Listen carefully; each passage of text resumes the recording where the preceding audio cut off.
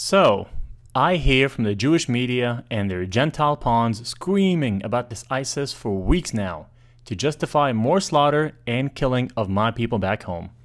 Do you think Arabs use acronyms? And when was the last time you ever saw Arabs using acronyms in anything they market or sell?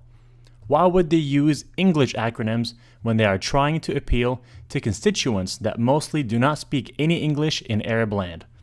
And how fitting that those acronyms are catchy, easy to remember, like ISIS, to be marketed to the blind sheep of the United States. So where does this ISIS acronym come from, and what intelligence agency actually uses that acronym ISIS, you ask? Wait, hold on. You mean to tell me a Jewish intelligence agency, Mossad, uses the acronym ISIS its whole entire life? What? Hold on.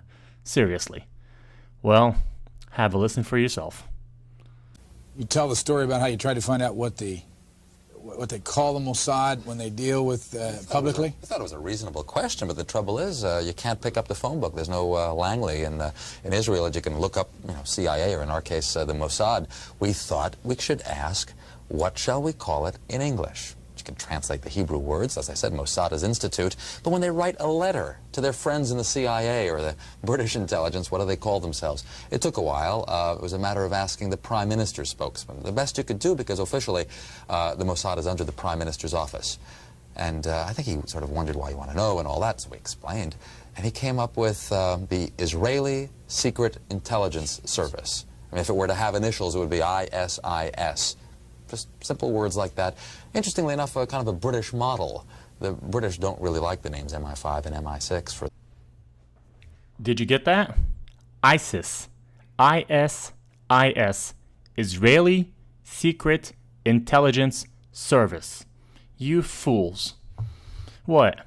Now you're gonna tell me that this al-Baghdadi guy is an Arab leader of a caliphate?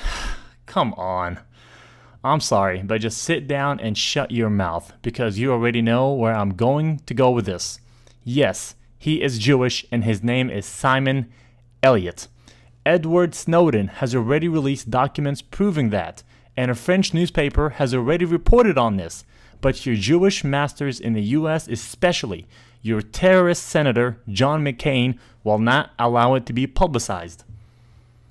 And here is the same Jewish terrorist, Simon Elliott, masquerading as a leader of the Islamic Caliphate. And here he is hanging out with your Senator John McCain, orchestrating and funding the new terrorist group. This is all nothing but a charade. And do not think for a minute this is just an isolated incident. They have been doing this for a long time. It is time to round up and arrest the majority of U.S. congressmen, senators, politicians, bankers, Wall Street executives, and corporate leaders, because they are all guilty of treason. And in this next clip, I will show how the majority of the quote-unquote Muslim terrorist leaders are actually Jewish and are masquerading as leaders of some sort of radical group only to sell you the propaganda right here in the media in the United States. Adam Gadon, the so-called American Al-Qaeda who proclaimed himself the media maven, if you will, for Al-Qaeda, and was helping to produce a lot of these so-called Al-Qaeda videos that were all over the internet that made Al-Qaeda look really bad and made the Muslims look bad. Should you fail to comply in full, we will deem it sufficient justification to continue to fight and kill Americans. Come to find out, Adam Gadon's real name was Adam Perlman. And not only was he, in fact, Jewish, he was the grandson of a member of the board of the Anti-Defamation League.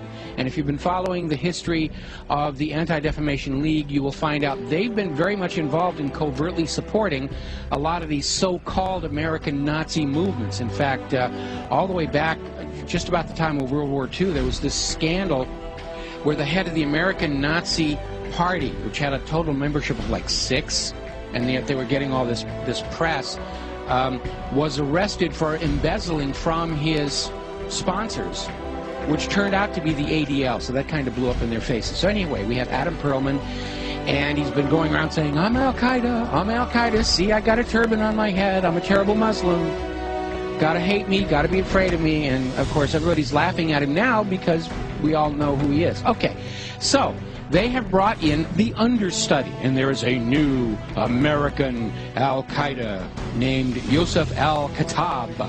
Ooh, big scary name, and they've got a picture of him out there where he's holding all these guns and knives, and he's dressed up like a wannabe Rambo, and he's scowling at the camera, and he supposedly has this website with things in it, like pictures of the Statue of Liberty with an axe buried in the back of the head. I mean, very heavy-handed, very over-the-top. There was also a link to a puppet show mocking Danny Pearl's beheading. Take a look.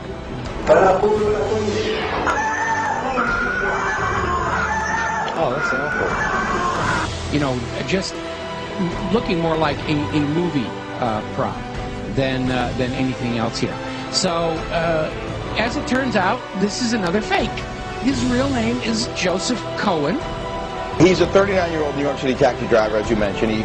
He called himself Yusuf al-Khattab, but he was born Joseph Cohen here in America. He is a Jew.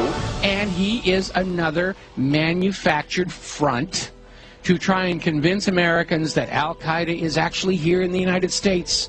And this is why we've got to be doing this, doing surveillance on the American people and reading their email and listening to their phone calls and all this stuff, because you never know when we're going to get into a situation with the American Al-Qaeda. And it's all a front. It's a fake. He's up there. He's there to try and create an enemy that doesn't really exist, in order to justify the totalitarian treatment of the American people and to encourage us to go and attack them before they kill us. They're already here on the home front. We've got to go bomb those gosh darn Muslims, because they're infiltrating America, and they're ripping tags off of couch cushions, and they're causing global warming, and we've got to go and it's nonsense. It's all war propaganda.